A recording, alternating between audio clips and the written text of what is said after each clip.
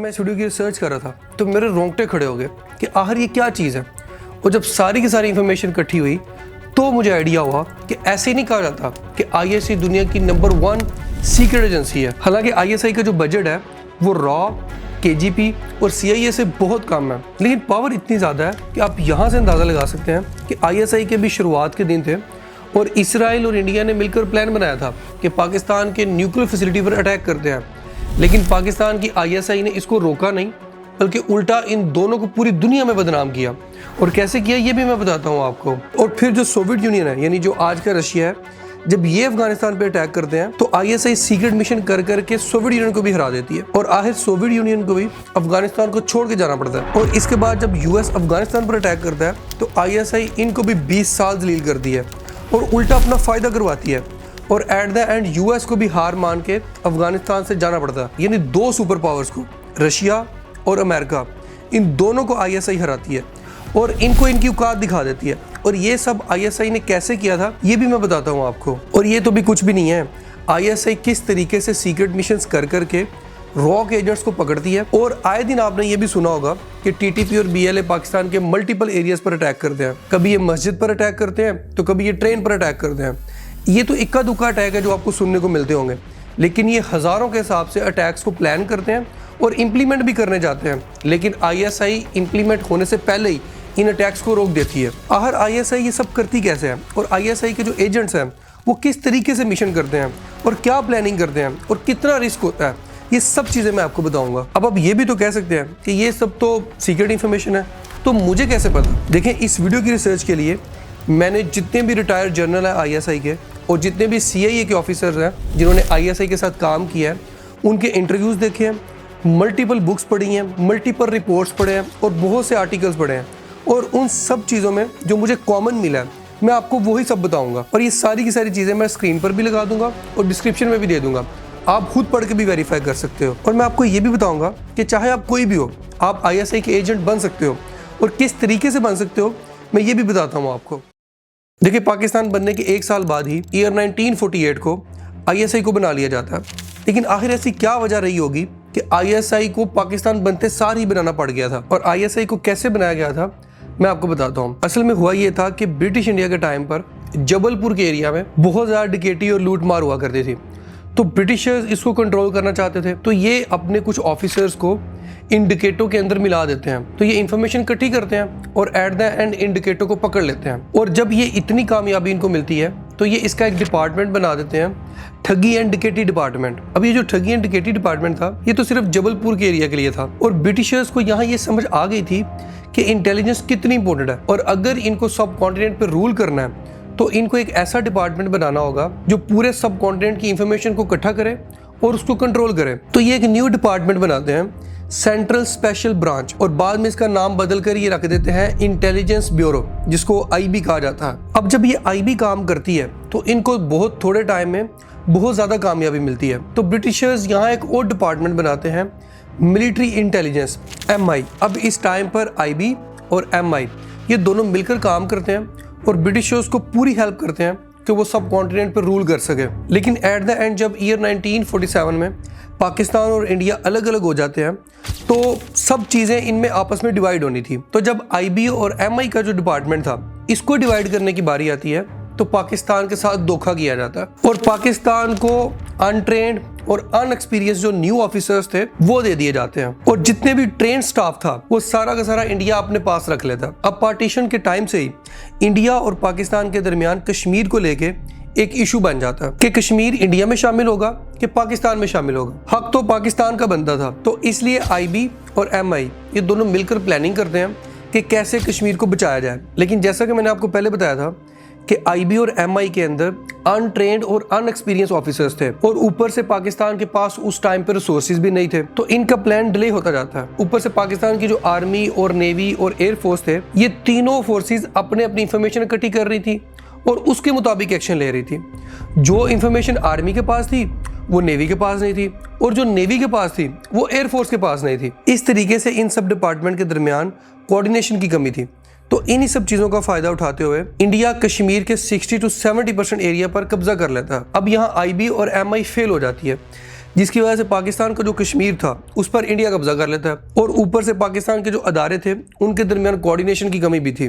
तो पाकिस्तान को यहाँ एहसास होता है कि हमें एक ऐसा इंटेलिजेंस डिपार्टमेंट बनाना चाहिए जो टाइम पर एक्शंस ले और सारी की सारी इंफॉर्मेशन को इकट्ठा करके नेवी और आर्मी और एयरफोर्स इन सब को दे, ताकि सबके पास सेम इंफॉर्मेशन हो और सब मिल के काम कर सकें, सब मिल के ऑपरेशन कर सकें। तो उस टाइम पर जनरल रॉबर्ट कोथोम, ये एक ब्रिटिशर जनरल थे, ये पाकिस्तान की आर्मी को ज्वाइन कर लेते हैं। तो ये पाकिस्तान के army chief brigadier Shahid Hamid को एक इंटेलिजेंस डिपार्टमेंट का ब्लूप्रिंट बना के देते हैं। अब जैसे ये ब्लूप्रिंट आता है तो ईयर 1948 को इस ब्लूप्रिंट के मुताबिक 2 महीनों के अंदर अंदर आर्मी के 10 से 12 ऑफिसर्स को और नेवी के 3 से 4 ऑफिसर्स को और एयरफोर्स के 5 से 6 ऑफिसर्स को इकट्ठा किया जाता है और फिर ये इन सब को लेकर एक इंटेलिजेंस डिपार्टमेंट बना देते हैं, जिसका ये नाम रखते हैं इंटर सर्विसेज इंटेलिजेंस, यानी ISI।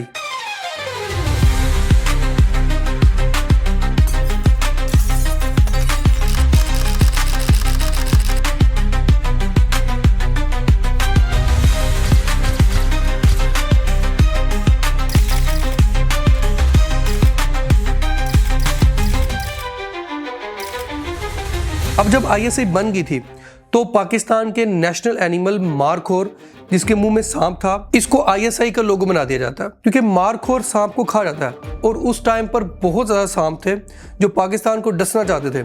तो इन्होंने कहा कि हम तुम्हें ही खा जाएंगे और फिर 2020 में इसका लोगो चेंज करके गोल्डन ईगल रख दिया जाता है। और ये इसलिए रखा गया था क्योंकि ईगल बाकी परिंदों से बहुत ऊपर उड़ता है और छोटी से छोटी चीज़ पर नज़र रखता है, और इसीलिए ISI ने ये लोगो चुना था कि हम पूरी दुनिया पर नजर रखते हैं। अब इसके बाद ईयर 1948 आता है तो जनरल रॉबर्ट कोथोम ISI को बेहतर तरीके से चलाने के लिए इसके अंदर 3 डिपार्टमेंट बनाते हैं और 3 विंग्स बनाते हैं। अब पहला डिपार्टमेंट ये JAB बनाते हैं, जिसका काम ये था कि पाकिस्तान के अंदर जितने भी थ्रेट्स हैं उनको डिटेक्ट करे, उनकी इंफॉर्मेशन को इकट्ठा करे और उनको रोके, यानी इसका काम ये था कि पाकिस्तान के अंदर की हिफाजत करनी है। और दूसरा डिपार्टमेंट ये बनाते हैं JCIV, जिसका काम ये था कि जो बाहर की कंट्रीज़ हैं जैसे इंडिया, अफ़गानिस्तान, ईरान और बाकी जो कंट्रीज़ हैं इनके अंदर जाएं और अपने मिशंस को करें और बाहर की कंट्रीज़ के जो थ्रेट्स हैं उनको डिटेक्ट करें और उनको रोकें। और इसके अलावा जो बाकी कंट्रीज़ के स्पाइज़ हैं जो पाकिस्तान में घुसे हुए हैं उनको डिटेक्ट करें और उनको पकड़ें। यानी आप ये समझ लें कि इस डिपार्टमेंट का ये काम था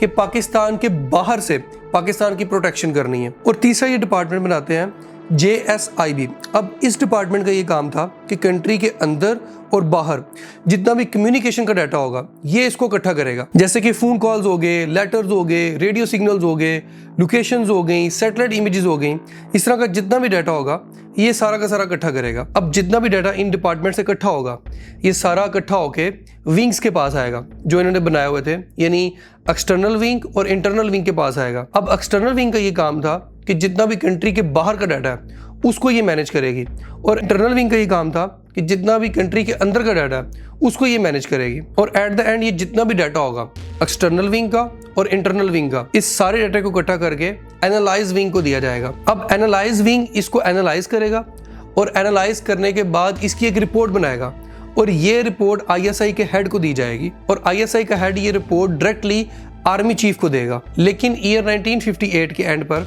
general Ayub Khan martial law लगा देते हैं और ये ISI के रूल्स को चेंज कर देते हैं। पहले जो इंटेलिजेंस रिपोर्ट आर्मी चीफ को दी जाती थी अब वो सीधा जनरल अयूब खान को दी जाएगी, यानी ISI का सारा कंट्रोल अयूब खान के हाथ में आ जाता है। तो अयूब खान क्या करते हैं कि ISI को एक और काम देते हैं कि वेस्ट पाकिस्तान और ईस्ट पाकिस्तान जो आज का बांग्लादेश है इन दोनों में अपोजिशन पार्टीज पर नजर रखनी है। इसी वजह से ईयर 1964 में जब प्रेसिडेंट के इलेक्शन होते हैं तो जनरल अयूब खान पर एलिगेशंस भी लगती हैं कि इन्होंने ISI को अपने पॉलिटिकल फायदे के लिए यूज किया है। अब इसके बाद पाकिस्तान और इंडिया के दरमियान कश्मीर के इशू को लेके 1965 में वार शुरू हो जाती है। अब इस वार के अंदर ISI बहुत हेल्प करती है, लेकिन ISI के भी शुरुआत के दिन थे और इतना एक्सपीरियंस भी नहीं था, जिसकी वजह से इंडिया की आर्म फोर्सेस और टैंकों की जो मूवमेंट थी उसको सही से डिटेक्ट नहीं कर पाते। बहरहाल इस जंग के बाद ईस्ट पाकिस्तान और वेस्ट पाकिस्तान में 7 दिसंबर ईयर 1970 को जनरल इलेक्शंस होते हैं। अब इसमें ईस्ट पाकिस्तान यानी जो आज का बांग्लादेश है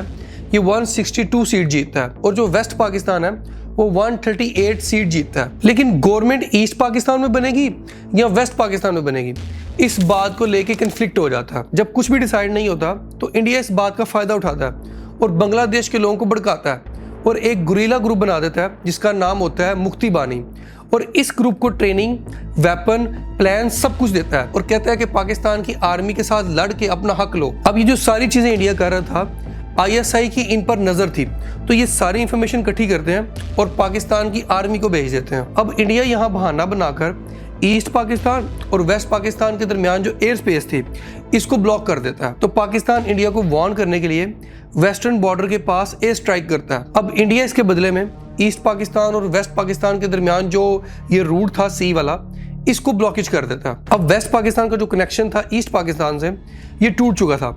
तो ISI को भी इंफॉर्मेशन मिल जाती है कि रॉ और इंडिया की जो आर्मी है ये दोनों मिलकर ऑपरेशन करने वाले हैं कि पाकिस्तान के 2 टुकड़े किए जाएं, और जितने भी ये ऑपरेशंस थे इन सब की इंफॉर्मेशन की कॉपीज तक पाकिस्तान आर्मी को दी जाती हैं। लेकिन इस इंफॉर्मेशन के मुताबिक सही से एक्शन नहीं लिया जा सका। इसकी मेन वजह ये थी कि ईस्ट पाकिस्तान और वेस्ट पाकिस्तान के दरमियान डिस्टेंस बहुत ज्यादा था। दूसरा एयर ब्लॉकेज भी हुआ था और सी ब्लॉकेज भी हुआ था।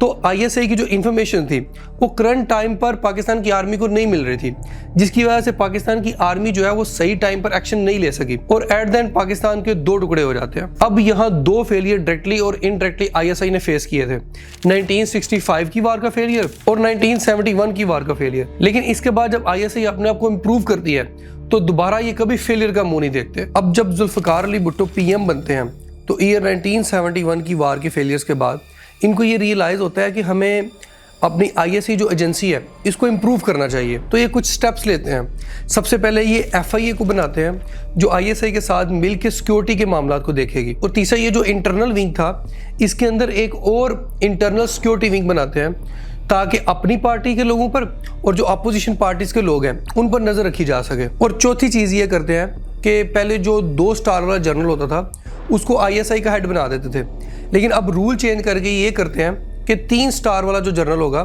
सिर्फ उसी को ISI का हेड बनाया जाएगा। अब ईयर 1974 आते आते जुल्फकार अली भुट्टो इंटेलिजेंस को तो इम्प्रूव कर लेते हैं, लेकिन इंडिया जो है वो इस टाइम पर अपना पहला न्यूक्लियर बॉम्ब टेस्ट करता है। तो जुल्फकार अली भुट्टो कहते हैं कि चाहे हमें घास खाना पड़े लेकिन हम भी अपना न्यूक्लियर बॉम्ब बना के रहेंगे। तो इस टाइम पर डॉक्टर अब्दुल कदीर जो थे ये नीदरलैंड के अंदर यूरेनियम एनरिचमेंट के ऊपर काम कर रहे थे। तो ये जो यूरेनियम एनरिचमेंट की इंपॉर्टेंट डिज़ाइन और ब्लूप्रिंट थे इसको लेकर पाकिस्तान आ जाते हैं और कोहोटा रिसर्च लैब में काम करके पाकिस्तान का पहला न्यूक्लियर बॉम्ब बना लेते हैं। तो इस टाइम पर इंडिया के जो रॉक एजेंट्स थे जो पाकिस्तान में घुसे हुए थे, इनको ये खबर मिल जाती है। तो ये खबर पाकिस्तान से इंडिया पहुंचा देते हैं कि पाकिस्तान अपना न्यूक्लियर बॉम्ब बना रहा है। तो इंडिया के PM मुराद देसाई जनरल ज़िया हक को कॉल करते हैं और कहते हैं कि हमें पता है कि कोहोटा लेबॉर्ट्री में क्या चल रहा है और आप न्यूक्लियर बॉम्ब पे काम कर रहे हो। अब ISI को जब इस बात का पता चलता है तो ISI के जो हेड थे वो कहते हैं कि कैसे भी करके 24 घंटों के अंदर अंदर इंडिया के जितने भी रॉक एजेंट्स हैं मुझे उन सब के सर चाहिए। तो ISI एक ऑपरेशन शुरू करती है और इस ऑपरेशन में ISI रॉ के एजेंट चुन चुन के मारती है। रातों रात रॉ का जितना भी नेटवर्क था सारा का सारा खत्म कर दिया जाता है।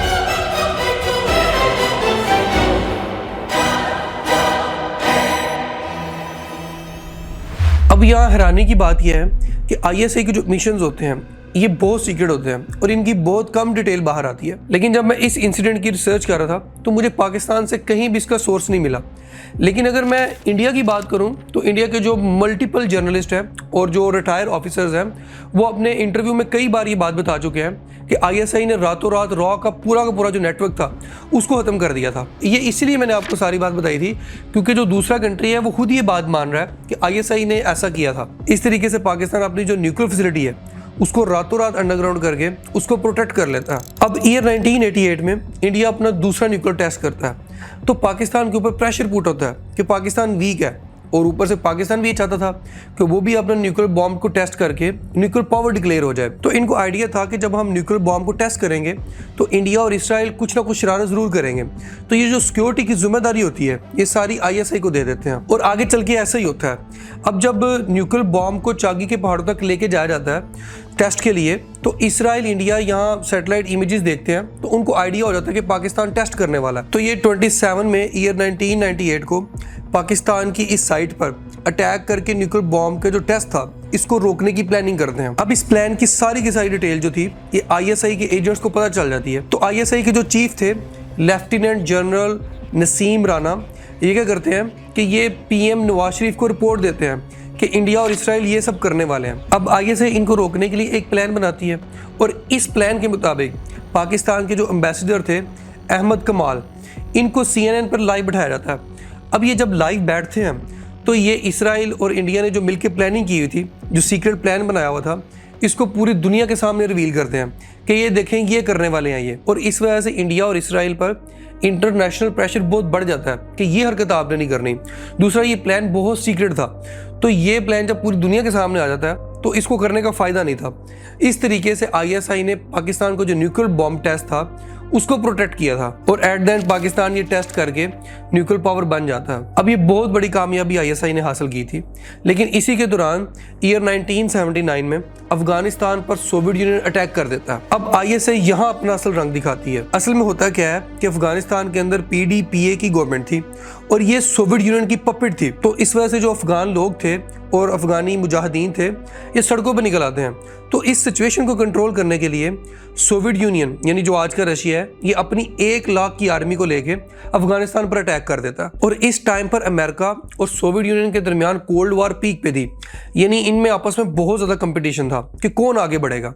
तो अमेरिका को यहाँ बेहतरीन मौका मिलता है, तो अमेरिका सोचता है कि क्यों ना सोवियत यूनियन को यहाँ लंबी जंग में फंसा दिया जाए और बाद में सोवियत यूनियन को अफगानिस्तान में हरा के सोवियत यूनियन का जो अफगानिस्तान में इन्फ्लुएंस था इसको मुकम्मल तौर पर खत्म कर दिया जाए। तो इसी चक्कर में अमेरिका की जो सीक्रेट एजेंसी CIA है, ये एक प्लान बनाती है और इस प्लान को ये नाम देते हैं ऑपरेशन साइक्लोन। अब इस ऑपरेशन में ये था कि CIA जो अफगान मुजाहिदीन है जो सोवियत यूनियन के खिलाफ लड़ रहे हैं, इनको वेपन्स, फंडिंग और एड देगी ताकि वो सोवियत यूनियन के खिलाफ फाइट करें और सोवियत यूनियन को हरा दें। अब CIA जो सारी चीज़ें थी यानी वेपन्स वगैरह, ये डायरेक्टली अफगानिस्तान में सप्लाई नहीं कर सकते थे। इसकी 2 वजह थी। पहली रीज़न ये थी कि अमेरिका दुनिया को ये नहीं दिखाना चाहता था कि वो इस जंग में शामिल है, और दूसरी रीज़न ये थी कि अफगानिस्तान के एक साइड पर सोवियत यूनियन था और एक साइड पे ईरान था और एक साइड पे पाकिस्तान था। अब सोवियत यूनियन के साथ तो जंग थी और ईरान के साथ बनती नहीं थी, तो पीछे सिर्फ पाकिस्तान रह गया था। तो ये पाकिस्तान की ISI को कहते हैं कि आप हमारी हेल्प करो। तो पाकिस्तान यहाँ ये सोचता है कि अफगानिस्तान एक इस्लामिक कंट्री है, ऊपर से हमारा हमसाया कंट्री है और ये सारे लोग हमारे मुसलमान भाई हैं और इस जंग में बहुत मासूम लोग मर रहे थे। तो पाकिस्तान ये अपनी मॉरल ड्यूटी समझता था कि वो इनकी हेल्प करे। तो ISI CIA को कहती है कि हम आपका साथ देने के लिए तैयार हैं। तो असल गेम यहाँ से शुरू होती है। प्लान के मुताबिक US से $600 मिलियन और World War I के ज़माने के वेपन्स जैसे कि इनफील्ड राइफल है, इस तरह के और बहुत सारे वेपन्स थे, इनको पाकिस्तान के कराची पोर्ट पर लाया जाता है और फिर कराची से प्लेन के ज़रिए ये सारे के सारे वेपन इस्लामाबाद एयरपोर्ट पर आते हैं। यहाँ से ISI इन वेपन्स को ट्रक में डालकर रावलपिंडी शिफ्ट कर देती है और फिर इन वेपन्स को रावलपिंडी से पेशावर लेके जाया जाता है और फिर पेशावर से खैबर पास के थ्रू अफगानिस्तान में एंटर किया जाता है और वहाँ मुजाहिदीन को ये वेपन दे दिए जाते हैं। अब ये जो सोवियत के साथ वार चल रही थी, इसके रिलेटेड जितनी भी प्लानिंग और मीटिंग होती थी, ये अफगान मुजाहिदीन ISI के जो हेड थे जनरल हमीद गुल, उनके घर में किया करते थे। और इनमें एक मीटिंग के दौरान एक मुजाहिदीन ज़ियाउल हक को कहता है कि आप क्या करते हैं, अफगानिस्तान तो पाकिस्तान का हिस्सा है। तो ज़ियाउल हक गुस्से में आ जाते हैं कि हम तो कभी भी अफगानिस्तान के ऊपर कब्जा नहीं करना चाहते, हम तो चाहते हैं कि आप सिर्फ अमन और सुकून से आज़ाद रहें और पाकिस्तान के साथ एक फ्रेंडली कंट्री बन के रहें। अब जब सारी चीज़ें डिसाइड हो जाती हैं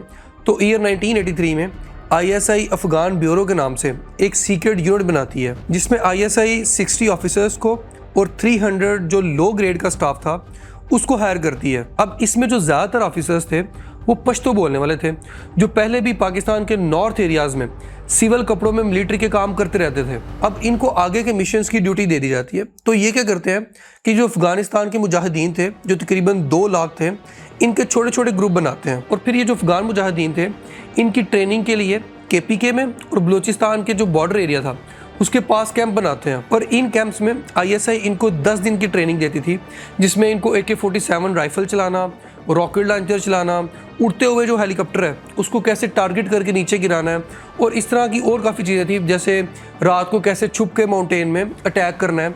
और जो रात को छुप के अटैक किया जाता था, इसके लिए एक स्पेशल बफलो गन यूज़ होती थी जिसके ऊपर एक स्पेशल किस्म की स्कोप लगी होती थी और जिसके ज़रिए रात में टारगेट को हिट करना बहुत ईजी था। मतलब इस तरह की बहुत ज़्यादा जो ट्रेनिंग है वो ISI इनको देती है और इनको ट्रेन कर दी है। अब ISI का मकसद ये था कि अफगानिस्तान को किसी तरीके से आज़ादी मिले। तो तो ये फुल सपोर्ट करते हैं और एट द एंड आईएसआई की जो मेहनत है वो रंग लाती है। होता क्या है कि ईयर 1989 को सोवियत यूनियन अफगानिस्तान से थक हार के चला जाता है। अब आईएसआई ने जो सीआईए के साथ मिलकर मिशंस वगैरह किए थे, इसका ये फ़ायदा होता है कि आईएसआई का जो नेटवर्क था वो पूरे के पूरे मिडल ईस्ट और जो बाकी कई कंट्रीज़ में बड़ा स्ट्रांग हो गया था। और इस इंसिडेंट के बाद आईएसआई की जो पावर है वो पूरी दुनिया के सामने आ जाती है और पूरी दुनिया को हैरान कर देती है कि किस तरीके से आईएसआई अपने सीक्रेट मिशंस को ईजिली कर लेती है। अब इधर सबसे बड़ा मसला खड़ा हो जाता है। होता क्या है कि ईयर 2001 को 9/11 का इंसिडेंट हो जाता है। जब सीआईए इसकी इन्वेस्टिगेशन करती है तो इनको पता चलता है कि इसमें उसामा बिन लादेन का हाथ है, जो अल कायदा टेररिस्ट ग्रुप है उसका लीडर था। और उस टाइम पर उसामा बिन लादेन जो था ये अफगानिस्तान में था। तो यूएस अफगानिस्तान को कहता है कि उसामा को हमारे हवाले कर दो। अब अफगानिस्तान के जो तालिबान थे वो कहते हैं कि उसामा हमारा मेहमान है, हम आपको कभी भी नहीं देंगे। अब यहाँ मसला बन जाता है। तो यूएस पाकिस्तान को कहता है कि हमें अपने एयर बेसिस दो, हमने अल कायदा जो टेररिस्ट ग्रुप है उसके ऊपर अटैक करना है अफगानिस्तान में। अब उस टाइम पर पाकिस्तान पे बहुत प्रेशर था कि वो यूएस का साथ दे या अफगान तालिबान का साथ दे, लेकिन इंटरनेशनल प्रेशर बहुत ज़्यादा था।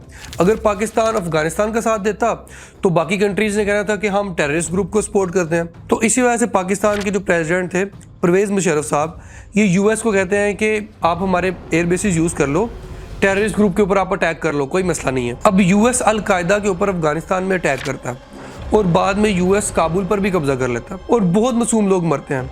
तो यहाँ पाकिस्तान को समझ आती है कि टेररिस्ट तो बहाना था, असल में यूएस यहाँ डबल गेम खेल रहा था।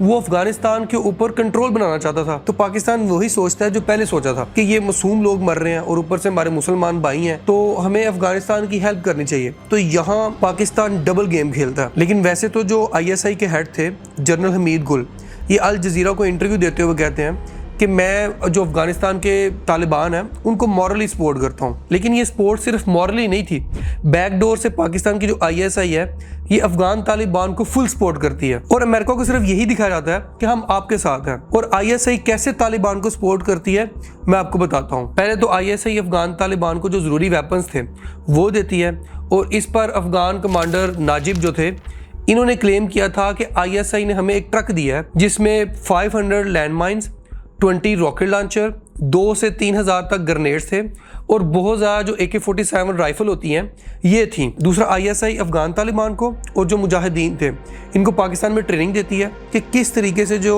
यूएस के एडवांस वेपन्स हैं इनके खिलाफ गुरिल्ला टैक्टिक्स से वार लड़नी है ताकि यूएस को ज़्यादा से ज़्यादा नुकसान पहुँचाया जा सके। इस पर एक फार्मर अफगान तालिबान लीडर थे, इनका ये क्लेम था कि आईएसआई ने आलमोस्ट 80% जो अफगान तालिबान हैं इनको खुद ट्रेनिंग दी है कि किस तरीके से यूएस के खिलाफ लड़ा जाए और अफगानिस्तान को आज़ाद कराया जाए। और तीसरी इंपॉर्टेंट चीज़ ये थी कि आईएसआई अफगान तालिबान जो थे इनको एक सेफ हेवन प्रोवाइड करती है, यानी इनको रहने की जगह देती है। जैसे कि बलूचिस्तान में कोयटा शुरा थी और खैबर पख्तूनख्वा में पेशावर शुरा थी, जहाँ से अफगान लीडर जो हैं वो वार की एक्टिविटीज़ पर नज़र रख सकते थे। और चौथी चीज़ ये थी कि ये जो अफगान मुजाहिदीन वार में ज़ख्मी होते थे इनको आईएसआई ट्रीटमेंट देती थी पाकिस्तान के अंदर, जिसका सबसे बड़ा सबूत ये है कि जो मुल्ला उमर थे जो अफगान तालिबान के लीडर थे सबसे बड़े, इनकी जो आई का ट्रीटमेंट था ये पाकिस्तान के इलाके चमन में हुआ था। और ये बात आईएसआई के जो हेड थे जनरल हमीद गुल, इन्होंने अपने इंटरव्यू में खुद बताई थी अल जजीरा को। और पांचवा ये भी था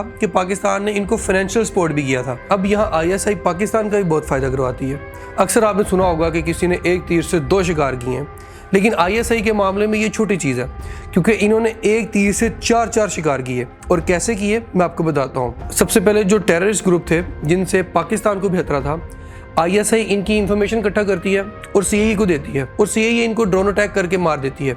इस तरीके से आईएसआई जो अपने दुश्मन थे उनको सीआईए से मरवाती है। और दूसरी चीज़ ये थी कि आईएसआई पाकिस्तान के जो वेपन सिस्टम है इसको भी अपग्रेड करवाता है, क्योंकि आईएसआई ने बड़े अच्छे से क्लोजली देखा था कि यूएस अपने कैसे एडवांस वेपन को यूज़ करता है और उनके अंदर कौन सी एडवांस टेक्नोलॉजी यूज़ हुई है। और तीसरी चीज़ ये थी कि आईएसआई ने सीआईए की हेल्प की थी, दिखाया तो इन्होंने यही था कि हम आपकी हेल्प कर रहे हैं, तो जिसकी वजह से पाकिस्तान को अमेरिका की तरफ से $30 बिलियन की एड मिलती है। और इन्हीं पैसों को यूज़ करके और इंफॉर्मेशन के दम पर आईएसआई ने अमेरिका को मजबूर कर दिया था और इस वजह से अमेरिका को अफगानिस्तान को छोड़ के जाना पड़ता है और आईएसआई का नाम भी नहीं आया था और इतनी बड़ी कामयाबी आईएसआई ने सीक्रेटली हासिल कर ली थी। तो इसी के ऊपर ईयर 2021 को आईएसआई अफगान तालिबान को फोर्स करता है कि आप दोहा अकॉर्ड जो है वो यूएस के साथ साइन करें, और दोहा अकॉर्ड साइन होने के बाद यूएस अफगानिस्तान को छोड़ के चला जाता है। इस तरीके से आईएसआई ने अफगानिस्तान को 2 बार आज़ादी दिलाई थी, जिस पर आईएसआई के जो हेड थे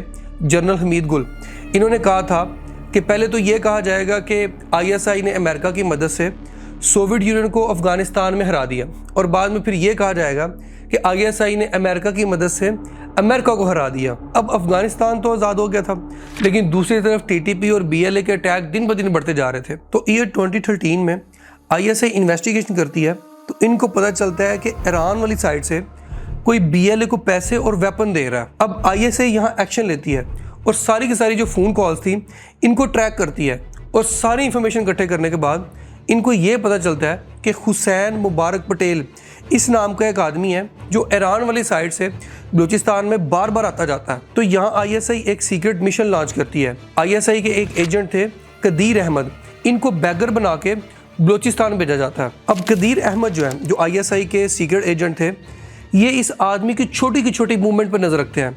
ये कहाँ जाता है, किससे मिलता है, क्या खाता है, किस टाइम उठता है और कहाँ किस से बात करता है। अब जब इसको ये फुली ट्रैक करते हैं तो इनको पता चलता है कि ये तो रॉ का एजेंट है जो पाकिस्तान में बीएलए को सपोर्ट कर रहा है, लेकिन ये इसको पकड़ते नहीं है, इसको मुसलसल ट्रैक करते रहते हैं ताकि जो पूरे का पूरा नेटवर्क है, रॉ का जो नेटवर्क इधर काम कर रहा था, उसको पकड़ा जा सके। अब जब आईएसआई को इस नेटवर्क की सारी इंफॉर्मेशन मिल जाती है, तो at the end 3 March year 2016 को मशकल का एक एरिया है बलूचिस्तान के पास, इसके पास इसको ट्रैक करते हैं और इसको पकड़ लेते हैं, और फिर इसकी तलाशी ली जाती है। तो इसके पास से एक फेक पासपोर्ट निकलता है जिसके ऊपर हुसैन मुबारक पटेल नाम लिखा हुआ था, और इस पासपोर्ट का नंबर था L96307222। इसके अलावा इसके पास कम्युनिकेशन की जो सीक्रेट डिवाइसेस थी ये निकलती हैं, और बलूचिस्तान के जो सीक्रेट रूट्स थे उसका मैप निकलता है, यूएस डॉलर भी निकलते हैं और पाकिस्तानी करेंसी भी निकलती है। इसके बाद आईएसआई जो रॉ के नेटवर्क की रही सही इंफॉर्मेशन थी वो सारी की सारी इससे निकलवाती है, और ये फिर वीडियो में खुद कन्फेशन रिकॉर्ड करवाता है कि वो एक इंडिया का रॉ का एजेंट है और उसका असल नाम कुलभूषण यादव है। Commander Kulbhushan Yadav, serving officer of the Indian navy.